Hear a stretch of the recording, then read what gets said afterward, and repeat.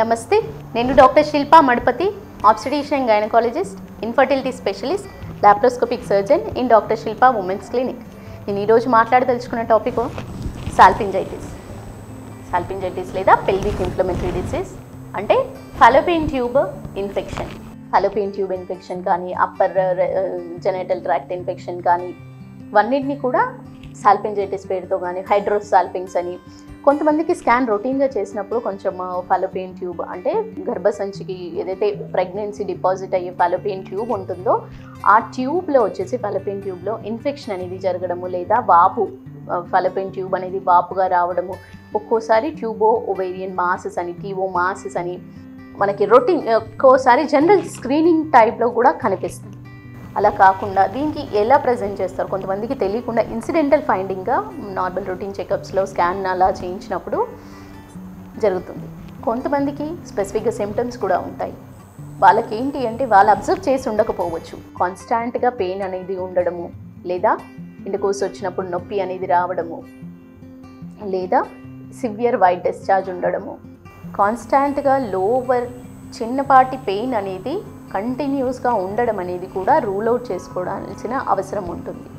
So వీళ్ళకి on and ఆఫ్గా fever రావడము, ఫీవర్ వితౌట్ ఎనీ ప్రాబ్లము, జ్వరం, చలితో కూడిన జ్వరం ఒకటి, evening rise of temperature, bacterial infections like TB history ఉన్న దానితో పాటుగా అప్పర్ జెనిటల్ ట్రాక్ట్ ఇన్ఫెక్షన్ అంటే కింద నుంచి జెనిటల్, లోవర్ సర్విక్స్ నుంచి వెజైనా నుంచి ఇన్ఫెక్షన్ కనుక పైకి వెళ్ళినట్టయితే కూడా సాల్పింజైటిస్ పెల్విక్ ఇన్ఫ్లమేటరీ డిసీజ్ అనేది మొదలవుతుంది. సో దానివల్ల ట్యూబ్ కానీ ఓవరీస్ కానీ ఇన్ఫెక్షన్స్ అయ్యి అక్కడ ఒక మాస్ లాగా ఫామ్ అయిపోయి నొప్పి అంటూ స్టార్ట్ అవుతుంది. ఆ నొప్పి కనుక ఎక్కువయ్యి ఆ మాస్ అనేది పెరిగినట్టయితే ఆపరేషన్ అనేది ఒక పద్ధతి ఉంటుంది. సో డయాగ్నోస్ చేసుకోవడం ఎలా మేడం అని చాలామంది అడుగుతారు.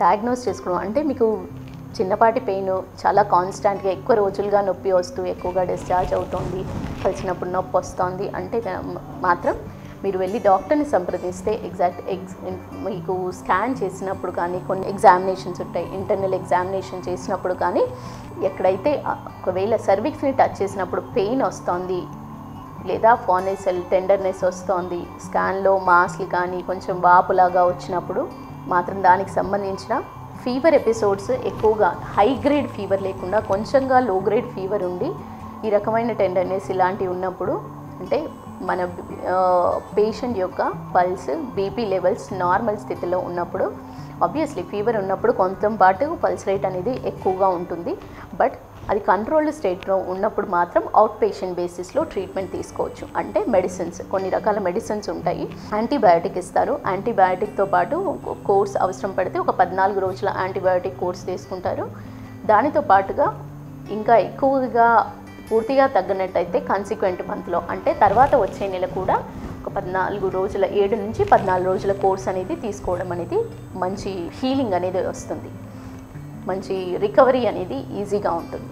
సో కొంతమందికి మాత్రం వెరీ హై గ్రేడ్ ఫీవర్ ఉన్నట్టయితే, హై గ్రేడ్ ఫీవర్ ఉండి సివియర్ పెయిన్గా ఉన్నప్పుడు స్కాన్లో అంటే జస్ట్ వాపు ఉండి నొప్పి వస్తుంది అంటే మాత్రం వాళ్ళని అడ్మిట్ చేసి తీసుకోవాల్సిన ట్రీట్మెంట్ చేయాల్సిన ఇంజెక్షన్స్ పెట్టాల్సిన అవసరం కూడా రావచ్చు. ఇంజెక్షన్స్ పెట్టి haemoglobin test, CVP complete blood picture చేసుకుని టోటల్ కౌంట్, ఇన్ఫెక్షన్ స్టేటస్ ఎలా ఉంది, ఈఎస్ఆర్, సిఆర్పి ఎలా ఉంది, ఒకవేళ అన్ని రేజ్డ్ ఉన్నట్టయితే కంప్లీట్గా యాంటీబయాటిక్ మీద పెట్టాల్సి వస్తుంది.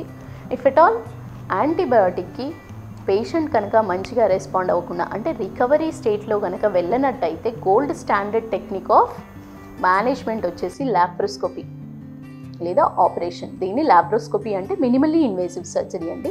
లోపల ఎక్కడ మాస్ ఉంది, ఎందుకు ఇన్ఫెక్షన్ జరిగింది.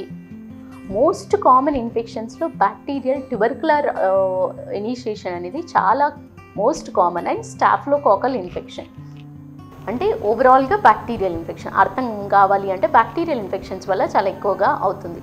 అది వెదర్ పేగుల నుంచి వచ్చిందా, వేరే ఆర్గాన్స్ నుంచి వచ్చిందా తెలీదు, కానీ ట్యూబ్స్ అండ్ ఓవరీస్ ఎందుకు, అపెండిక్స్, ఈ 3 ఫీచర్స్ అనేది ఎక్కువగా ఇన్ఫెక్షన్స్ని ప్రోన్ చేస్తుంది. Because those are floating organs, ఈజీగా ఎక్కడి నుంచి అయినా వచ్చే అవకాశాలు ఉంటాయి.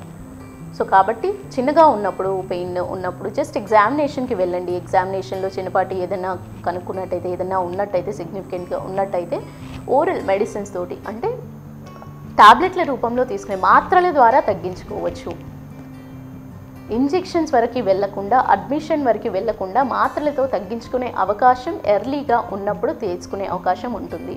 ఒకవేళ అది వర్సెన్ అయితే కనుక మీరు అంటే వెనకాడకుండా సర్జికల్ చేయించుకొని అది మాస్ తీసేసుకుంటే స్ప్రెడ్ అవ్వకుండా, వేరే ఆర్గాన్స్కి స్ప్రెడ్ అయిపోకుండా, అంటే గర్భసంచిని ప్రిజర్వ్ చేసుకోవడానికి ఖచ్చితంగా సర్జికల్ ఇంటర్వెన్షన్ అనేది వెళ్ళాల్సిన అవసరం ఉంటుంది. సో నేను పిఐడి పెల్విక్ ఇంప్లిమెంటరీ డిసీజ్ గురించి కానీ, సాల్పింజైటిస్ హైడ్రోసాల్పింగ్స్ గురించి కానీ మీకు అవగాహన కొంచెం వరకు అవగాహన వచ్చిందని అనుకుంటున్నాను. ఒకవేళ మీ ఫ్రెండ్స్కి ఎవరికైనా ఏమైనా దీని గురించి క్వెరీస్ ఉంటే మీరు షేర్ చేసుకోవచ్చు.